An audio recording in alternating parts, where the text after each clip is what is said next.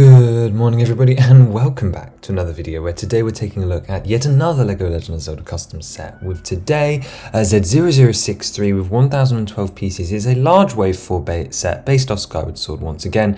We have the Thrill Coaster Roller Ride based of course off your time on the Lanayru Sand Sea, and you know, I felt like I had to, right? There are not many roller coaster opportunities in the Legend of Zelda franchise and this is the only one we really have, so I really wanted to have something that used the roller coaster track and I thought that was a really fun concept to play around with. So we're going to take a look at it today and see if it stacks up to my original dream. So this set is for ages 8 and up with 1012 pieces, retailing for £89.99 Great British pounds with 3 figures and 3 brick-built characters, stretching the definitions a lot there, and recreates Skipper's Retreat mixed with the Thrill Coaster Island.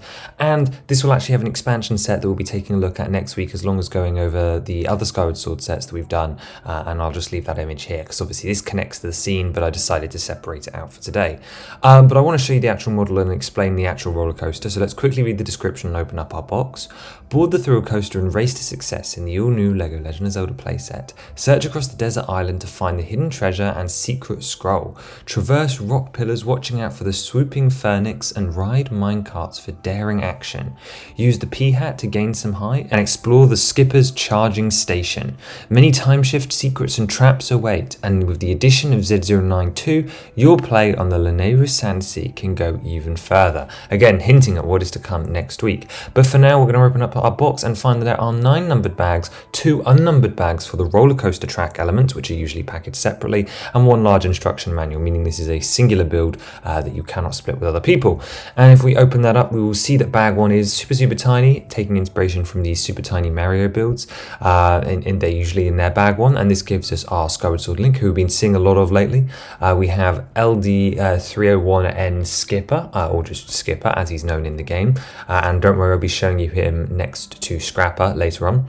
And then we have the little boat that you actually ride around the Sand Sea in, with of course a stud shooter on the front with a cannon and a timeshift stone in the back. Bag 2 then is a boring one. It builds up the base frame for a lot of the roller coaster track, whereas bag 3 actually starts on the highly decorated support pillars, no interior on that one. However, bag 4 actually puts the first track in place, actually extends it out for the sort of final drop, and just reinforces, as well as giving you a Technoblend figure, which can actually hide in a hidden feature down here. Bag 5 continues the support structure up because we can't attach the roller coaster track until it's been built, and this is nicely decorated with a load of different elements. And bag 6 adds the roller coaster track as well as another support, and is also where you get the parts to build the Phoenix, which is one of my favorite parts of the build today, as I really love how that turned out for one specific reason. Bag 7 gives us our last of the 3 major sort of minifigures, I guess, and that is Gorko with a giant backpack, and also builds the entrance sort of tent for where you get onto the roller coaster ride. So again, dealing with the base, because you don't have a choice when you're designing a roller coaster, really you have to do the bottom first. And then bag 8 actually finishes off the lift hill, which unfortunately is not motorized.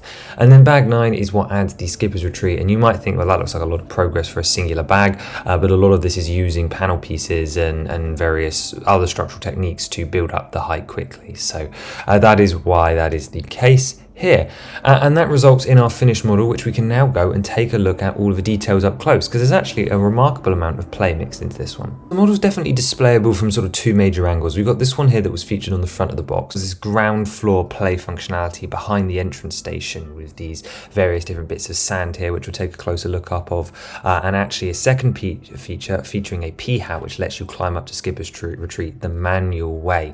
However, I'd also argue that from the other side, you've got the sort of dock area, and this sort of acts as another primary viewpoint. Of course, you could display this model around the back, but I don't think this is the best way to show off sort of the height and the majesty of this full roller coaster, although there are still plenty of details around here, including a representation of the Lanayru Desert robots' faces, which often appear on their buildings. And as I mentioned earlier, this model fuses a couple of different islands from the Sand Sea, most specifically Skipper's Retreat and the Thrill Coaster Ride, which is the shipyard as well. It has quite a large footprint, so it would be quite difficult to display, and unfortunately has to have this very rigid base structure because it's the only way to support this roller coaster track and make sure that this function works quite smoothly. Although we have tried to decorate it in as many places as possible, most notably this sort of curvy section which is here using hinges, which Link can of course walk on. And the sort of idea is that the yellow sand is quicksand, so the sand that's not in the past, so stuff you would sink in, and then the darker tan color makes up the actual terrain, which you can see most clearly here at the docks where we start our adventure.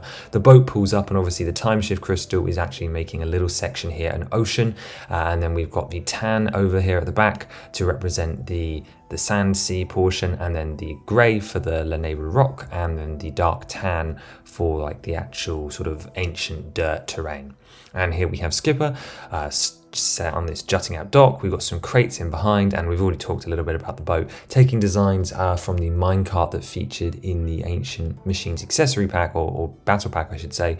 Has a little propeller around the back, a crystal, and then of course the stud shooter to shoot bombs out the front, which I really like. And again, it's simple. You've got space to store Link in the middle, and if you remove the stud shooter you could also put Skipper on the front on that jumper plate there. But, the rest of this station is a very simple build. There's no sticker elements or any real detail. It's just enough of a shack to go around the minecart track.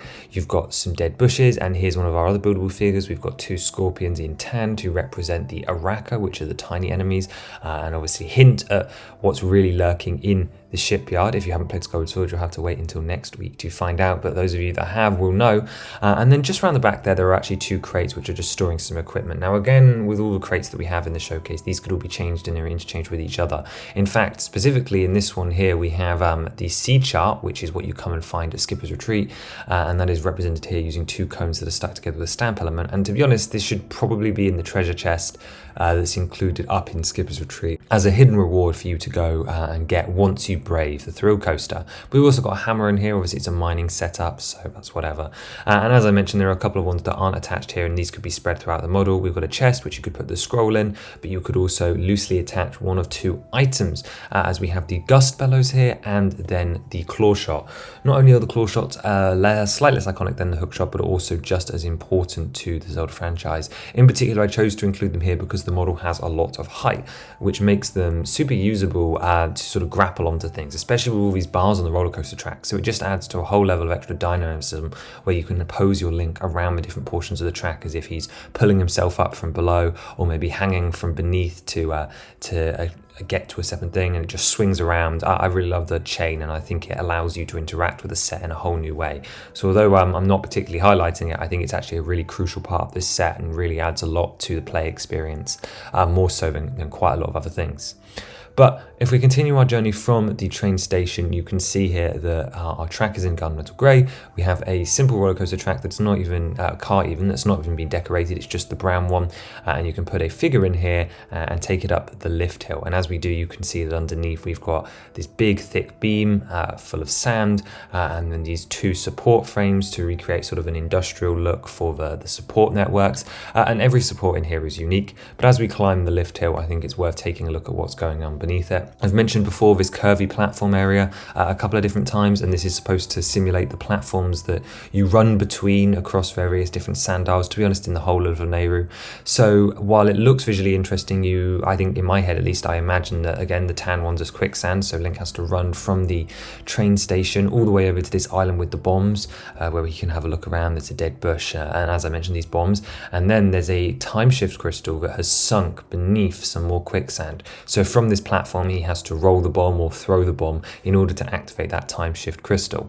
And then, as if simulating coming back from the dead, this giant rocks element has a little secret hidden behind it, meaning that it opens up and swings out of the way to reveal a technoblin. So this is specifically riffing off the idea that the technoblins are skeletons in the present, because obviously everything has died from the past, and then when you hit the time shift stone it doesn't become vibrant and green, because that would be really hard to implement, especially while the fact that this this is a big support for the actual roller coaster track, but it does simulate an enemy coming back to life and attacking you. And the whole reason Link is down here is to progress over to the back, where hopefully you can see that there is a string rating for our second play feature of today. So again, this traversal isn't just to suddenly find a Technoblin and then get no reward. There is a reason to go over here, as this is one of the 2 ways you can get up to Skipper's Retreat, and probably the easiest, I'd say. So coming over here, Link can stand on this giant little rock here, and you'll notice that, as I said, there is this piece of string, and that is actually attached to the main pillar of the set, the one that goes all the way up to the retreat at the top, and this is a piece of string that has a P-hat attached to the other end. Now, there's a little, what would you call this, modified brick for you to wrap the string around at the base, and obviously in this position it would hold the weight of the P-hat up in the air, which otherwise would indeed be encouraged to fall down and sink to the bottom. Now, you can view this in a couple of different ways. In-game, Link would claw shot onto the P-hat, so in order to simulate this, you could untie the string so that the P-hat drops down, attach Link's hand to the bottom of the P-hat, and then let him fly up as if he's grabbing onto it and it's doing like a flight path. So in some ways, it's a bit like an elevator. Or you could attach Link to the end that's tied to this modified brick down here, and then all of a sudden, you untie it and he will go shooting up because the P-hat is heavier than a figure, as long as he's not like heavily accessories. So there are 2 different ways that you could use it to go up, one of which uses the power of gravity and doesn't really make canonical sense because the P-hat's not like a free weight, or the other way, which actually requires you to like winch him up, which could again add to storytelling. I also like the idea that you could keep it held down on this modified brick here and then attach the claw shot that we previously mentioned to the P-hat and have him swinging beneath it and then sort of shake the swing to make Link sort of like wobble around at the end of the chain and sort of dangle in air. Maybe he'll get in trouble with the Phoenix, which is another feature we have down here. So yeah, 3 different also ways to interact with this, but it is supposed to be an elevator and the most efficient way for you to get up to Skipper's Retreat, as the roller coaster track doesn't actually stop up by the house, although it stops close by. So again, claw shots have different uses. There is also a transparent rod included in the set. This is for a different purpose, which I'll show you later, but as I'm mentioning the P-hat, you could also remove this transparent rod and attach the P-hat to it and have it rotating around in a different way, although this would completely invalidate the string that we have going on here. But it was a feature that I felt was maybe not iconic, but certainly impactful to the game series, and was something that I thought could really only be included when there was a lot of vertical height, and I think it made a lot of sense both thematically and fun-wise as well. And its inspiration in Lego form is actually from the 2011 Pirates of the Caribbean The Mill, which had a similar feature with the bell, although that was really only to cause the bell to crash down. However, you could indeed attach a minifigure and send him rising up to replicate that scene from the movie. While we're down on the ground floor, then you can see we've got a couple of different textures to explore. I'm going to harp on a lot about the sort of ancient patterns that the robots built into their pillars when we talk about those ones. But down here at the bottom, this tower was built on sort of a big metal, I don't know, storage crate is kind of what it looks like. But when you see these in game, I like to imagine that they're like generators or huge industrial complexes that are now sort of just rotting steel in the sand. But either way, it adds a huge amount of visual interest because it's a completely different color, which I really appreciate. I like the grills, and of course, using this large panel element allows me to build up this height nice and quick, which is really, really important in a build that you want to keep the parts count down as much as possible. And if we move over to the last ground floor feature, beneath Skipper's Retreat, we have this little rocky pillar here to represent, of course, the sort of giant rocky system that the Sandsea Islands are built on, and it just uses a variety of different slopes. Obviously, its primary purpose is to support the roller coaster track. However, it would have been a complete miss if I didn't have something attached here. So this is where the transparent rod comes in and attaches to a little rotating platform here for the Phoenix, or other purposes. You could easily use this to sort of pose Link as if he has come off the roller coaster track, which is something that happens in the game where the coaster fails and you go flying off. So you could have him falling here, but mostly this is for the Phoenix, which can of course rotate 360 degrees. I mean, depending on its height, because otherwise it won't necessarily go under the roller coaster track, but in theory this can rotate and fly 360 degrees and be a menace to the roller coaster. You could even sort of see if you could derail it, like set Link rolling down the hill, which I'll show you the coaster car going down the track later, and then have the Phoenix try and like stop him, or you can just have him here to pose to look nice. And I really, really do like this Phoenix build. I'll show you it up close in the drawn version, but why I love this build so much is it was a real chance to use this sort of hoop element, which has been used in a lot of the new Sonic sets. I really love its versatility, and it was perfect perfect for this part of the model because this hole is on the Phoenix's tail to be whipped by the whip element, which we included in Z062, which was the Koloktos, so the Sacred Flame, Battle for the Sacred Flame, and that whip was included in another wave 4 set, meaning if you have both of them, you're going to have a lot of Skyward Sword links in this wave.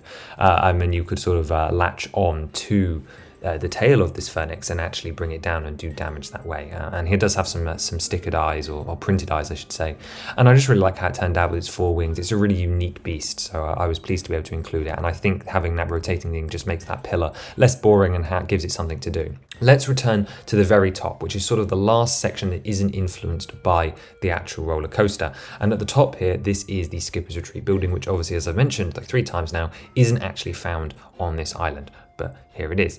It is a very simple build. It's made largely using the newer cylinder elements here, which are in tan, which were, I believe, one of the first features were on the Avengers Tower and various other summer sets last year in 2024. We've got a dead bush, but mostly this is designed to be as light as possible so it doesn't cause any structural stability problems. There's a very small entrance because it's designed primarily for the skipper. However, a minifigure could still fit through there, although yes, it is not ideal. A large portion of the outside area at the front is taken up by the winch, which allows the P-hat feature to work, and we have got 2 giant stickers above representing the anchor detailings, because I wasn't going to brick build those, which again is just part of the murals that are found all over these kind of buildings in the lanayru desert, along with a big sticker on the cylinder element on the top to represent these sort of stripy candy cones style builds that you have up there as well, and just trying to get a 3-tiered color scheme going. Round the back, you'll notice that just beneath it we actually have the mural of Skipper's face, which is brick built here. Again, I love doing these brick built designs, and again it's accurate to the stuff we see on the actual thrill coaster tracks, and of course it makes a lot of sense because this is Skipper's house, so he has a little bit of a mural to himself. But it is the interior which I find most interesting of this little build here. We've got a treasure chest up here, so again this could hold the treasure maps or perhaps the gust bellows or whatever you literally want to put up here. And we've also got 2 photos behind the wall representing, I think, quite iconic little references, to be honest, despite them being very, very niche. We've got the Titanic reference, which I absolutely love, where it's the 2 lanayru robots on the front of a boat doing the Jack I'm flying pose, and then the one which I believe is just a crew photo of them all on the boat, but it does remind me specifically of Wii Party's balance boat minigame, so I think it might be a reference to that. But they're both 2 deep cut references, 2 little bits of humor, and show that this is indeed Skipper's house.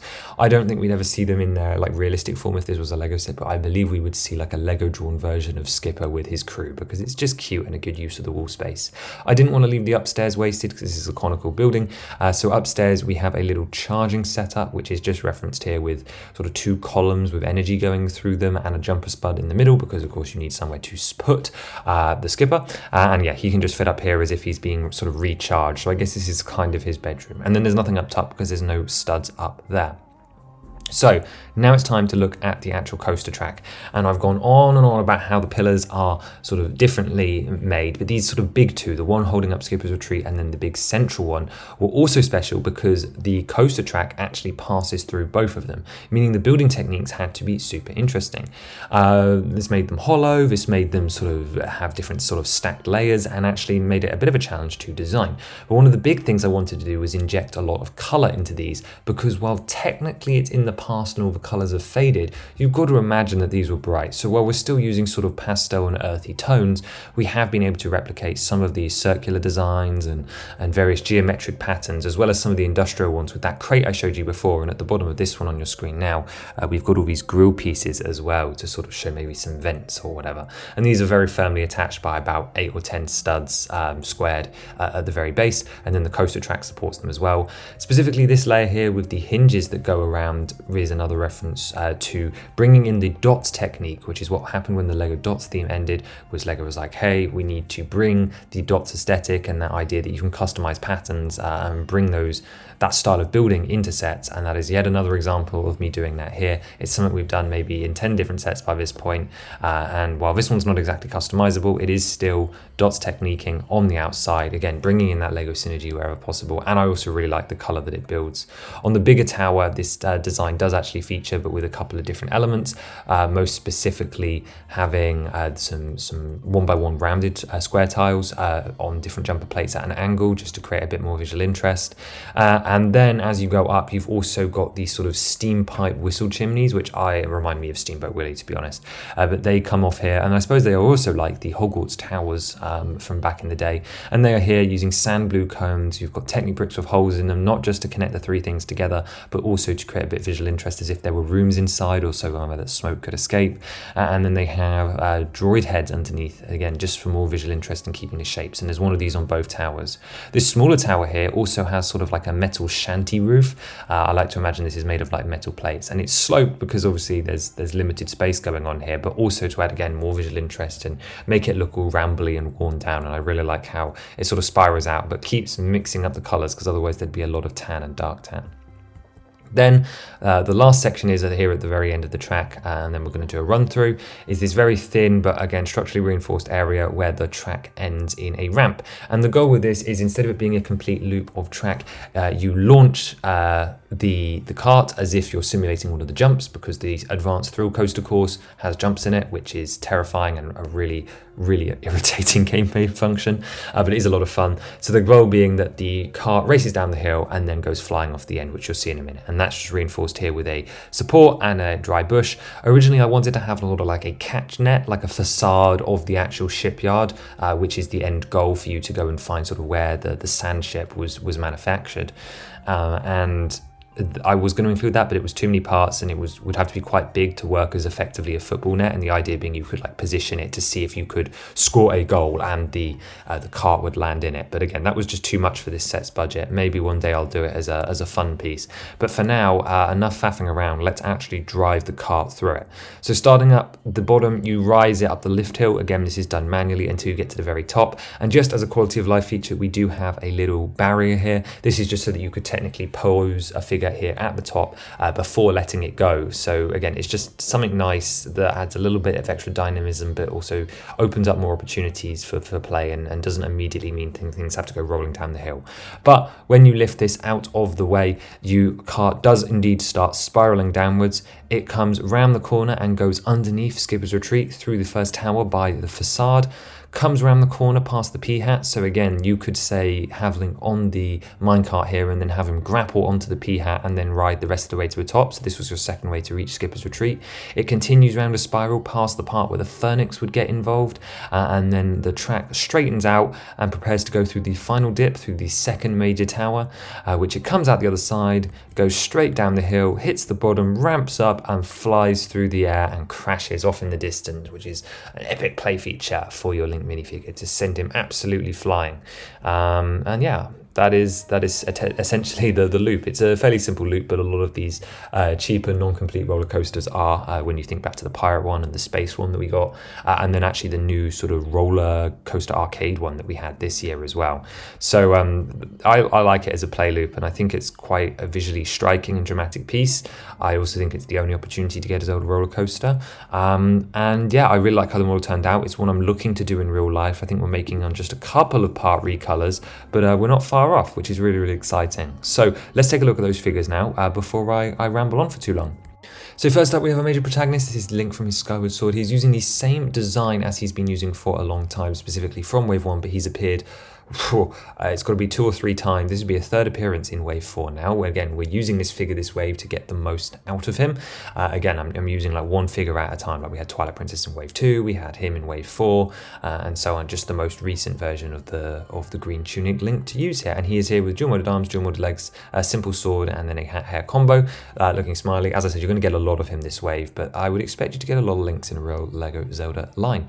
Next up, we have Gorko, who's the desirable figure for this set. I know that Gorko actually doesn't appear on the Thrill Coaster Island. It is Gotram, I believe. But he is the iconic Goron, and he's a traveler, and there wasn't really many other places I could include him, and I felt he was more important than the other one, so he is here. He's using the Goron headpiece, which I don't believe is shown up anywhere else yet, but it is a general Goron headpiece that will be usable for a fair few of them, I think. And he has a transparent piece around the back for a large backpack build, which is actually very similar to the Happy Mask Salesman's bag that we did back in Wave Wave 3 for Clocktown, except for he has the bedroll at the top instead of masks in the middle. And I really like his arm printing as well. I think he looks great. Very simplistic, but a nice figure. And then the last of the three sort of major characters, we have the skipper here. LD301N is his designation, and he is built in the same style as Scrapper, who I will show you next to him in just a minute. He has the same arms as him, which again make him have no fingers, but that's just a Lego simplification. He has a pirate hat and should really have a plume feather as well. And he has a 2x2 sticker for his face print here, which Lego-wise it, and I realize it's too big, but again, I cheapified him and I really needed him to be the same as Skipper. So Scrapper even, and still I changed the design to be maybe something more like the Koroks. I'm quite happy with how these look, and let's be real, we're never getting these in a real set anyway. And then Phoenix is the first of the big buildable ones, where we have his two sets of wings using these sort of more Pegasus wings, and then the ones that were introduced, I believe, with Mixels and various different other characters, using the 3-prong flower pieces on the cheeks for the sort of the fullback, and then a scroll brick in red to recreate sort of the curly bit on the top of the head, which I really like. As I mentioned, there is printing on the side of this bow brick to get the eyes in the correct place, and then a beak, and then some various different pentagonal tiles to create some of that feathering on the body. But my favorite part is, of course, using the ring as a tail. Yes, it's not as fancy and flamboyant as the real tail, but this is in Lego, and I got to use that new darkish red orange color, and I really like the fact that you can actually grab onto the tail and potentially have Link fly around from beneath him using the claw shot. I really love that play integration. I think that's absolutely fantastic. And then we have the Technoblin, which is the last of the three minifigures. This guy is also unchanged from the Ancient Machines Battle Pack, making this his second appearance, which is great. I didn't want to introduce this head mold and only have him used once. So again, this head mold was designed to be reused across the theme, and here it is. He's also got the electric shock weapon, which is making use of the longer Monkey Kid hilt in a transparent blue, and then just some red pieces to make up the frame. And as I said, specialist head mold, exact same printing as elsewhere, and another chance for you to get a Technoblin, meaning you can get a small little army of them together with a couple of sets. And that is it for Z063, the Thrill Coaster Roller Ride. Unique concept, fun scene that people remember, I feel, and yeah, again, kids love roller coaster, so you're telling me I get to design a Zelda roller coaster? Sure, absolutely. I'd love to do this one in real life one day. It's an interesting one because it's quite, I don't know, chunky but also visually interesting, so I quite like how it turned out, and I hope that it translates to something that works and still looks cool in real life. But do let me know what you think of this one. As for what is coming up, here of course you can see Scrapper and Skipper, because next week I promised there'll be an expansion to this set in the line of not the last Wave 4 set, actually something that was originally supposed to be included in this set today, Thrill Coaster Roller Ride, but again the budget got away from me. But just like happens occasionally with real Lego stuff, I decided that, well, if they've designed it, we can release it as a standalone set later on. So it's a filler set from in between, and it will come at some point. Here is, of course, there's one set missing from Wave 4, but here is, of course, the lineup of the first 100. We're getting much closer now. There's only 8 sets missing, 1 from Wave 4, and then 7 from the filler wave between 4 and 5. So we are almost there when it comes to completing the first 100 sets. I believe we'll be at 101 sometime in August. And as mentioned, next week we're taking a look at our mystery edition, as well as combining this set with all of the other Skyward Sword sets from Wave 4, because there's actually been quite a lot, and I also want to give you guys the breakdown of the numbers because I actually think it's quite interesting, and that will be a shorter video as well. So do let me know what you thought of this model and what you think about Thrill Coaster Roller Ride, and I hope to see you again very soon for the small addition to this next week. Have a wonderful rest of your day, and I will see you soon. Bye bye.